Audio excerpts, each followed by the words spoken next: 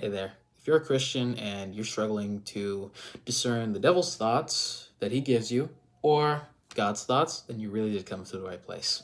Today's reading comes from Matthew chapter 4, verse 6, which says, "If you are the Son of God," he said, "throw yourself down, for it is written, he will command his angels concerning you, and they will lift you up in their hands so that you will not strike your foot against a stone." Now, the context of this verse is Jesus is in the desert, right? It's the 40 days and 40 nights thing that he did before his ministry. Now, as he was in this desert, the devil was tempting him with a whole bunch of random stuff. Now, this was the second temptation. However, reading Matthew chapter 4, it shows how the devil likes to tempt you. Now, in some of these moments, he does pretend to be some sort of angel of light, even though he's not. Now, as you notice, he said, "For it is written," and quoted something from Scripture. Now, the devil, he knows pretty much all of Scripture. So he used it, but he used it out of context, so that way he could try to get Jesus to try to test the Lord by jumping off from a temple and for his angels to save him.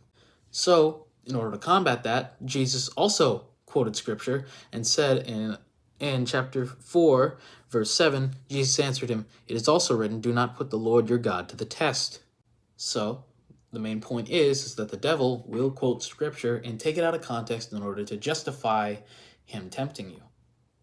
Now, another main thing that he likes to do, another main thing that you can also use to discern his thoughts from God's thoughts and even your own thoughts, check if those thoughts align with Scripture. If they align with Scripture and they actually make sense in context, then it's definitely God talking to you.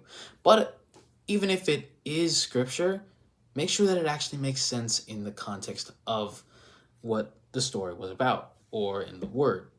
Because if you're confused by it, then it's probably from Satan.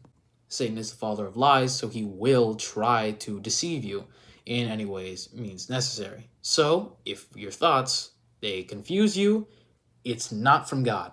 God's thoughts are very clear. So I hope that cleared up some confusion. Thanks you guys for sticking around and watching, and I'll see you guys later. See ya.